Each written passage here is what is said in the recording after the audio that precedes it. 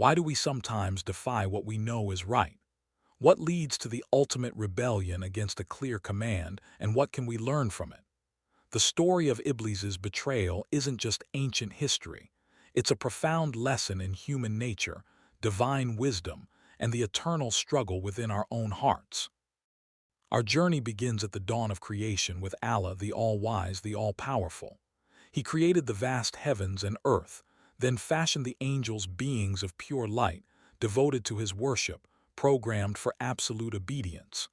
Then came the announcement of a truly unique creation, Adam, fashioned from humble clay, destined to be Allah's vicegerent on earth. Allah breathed life into Adam, granting him a soul, intellect, and the profound gift of free will. He taught Adam the names of all things, bestowing upon him a knowledge that even the angels did not possess. To honor Adam's elevated status, and as a test of absolute submission, Allah issued a clear command: prostrate before Adam.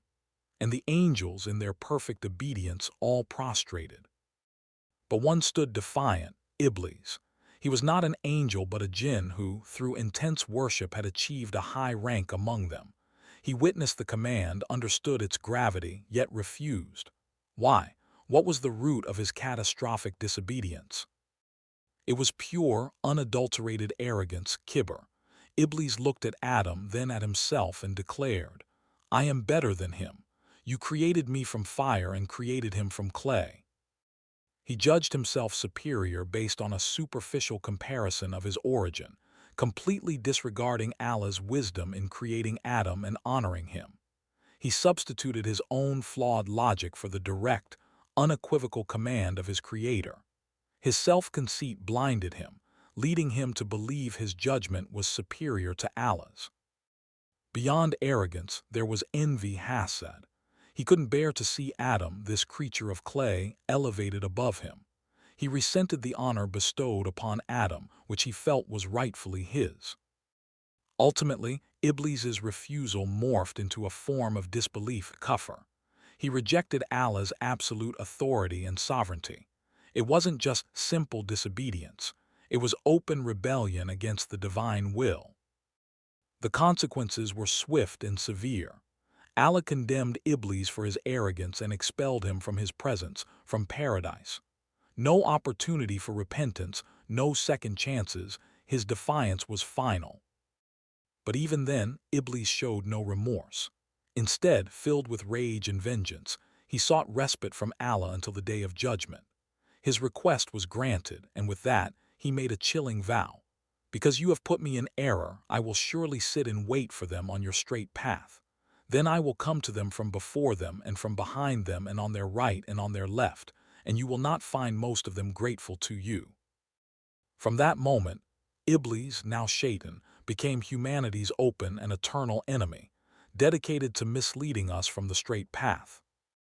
This isn't merely a story of the past. It's a blueprint for understanding the struggles we face today.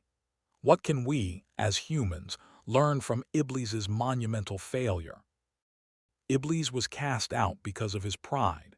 Arrogance blinds us to truth, prevents us from accepting advice, and ultimately leads to rebellion against Allah's commands.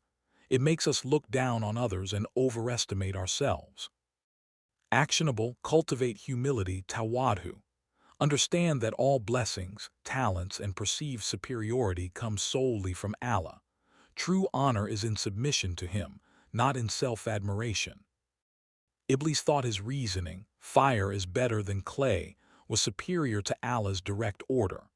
This is a crucial trap for us. When we rationalize sin, reject clear Islamic rulings because they don't align with our desires, or think our limited understanding is better than divine wisdom, we walk in Iblis's footsteps. Actionable: prioritize submission, Islam, to Allah's commands above personal opinion, worldly trends, or desires. Seek knowledge to understand, but ultimately trust and obey. Iblis's envy of Adam's status contributed to his downfall. Envy can consume us, make us ungrateful, and lead to malicious actions or resentment towards others' blessings. Actionable: cultivate gratitude for what Allah has given you. Make dua, supplication for others' blessings to increase, knowing that Allah's bounties are endless. When faced with an error, Iblis doubled down in his arrogance.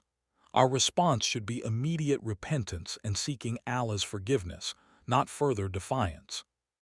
Actionable: learn to admit your mistakes, immediately seek Allah's forgiveness with sincerity, and strive to correct your actions. The door of repentance is always open. Iblis's vow means he is our relentless and declared enemy. He will use every whisper, every temptation, to deviate us from the straight path. Actionable: be ever vigilant against his whispers. Constantly seek refuge in Allah from Shaitan and hold firm to the guidance of the Quran and the Sunnah. The story of Iblis is a stark reminder of the ultimate consequences of arrogance and disobedience. It teaches us that true honor lies in humility, submission to our Creator, and vigilant awareness of our spiritual enemy. Will we choose the path of humility and obedience, or allow the whispers of arrogance and envy to lead us astray? The choice, endowed by Allah's infinite wisdom, is ours alone.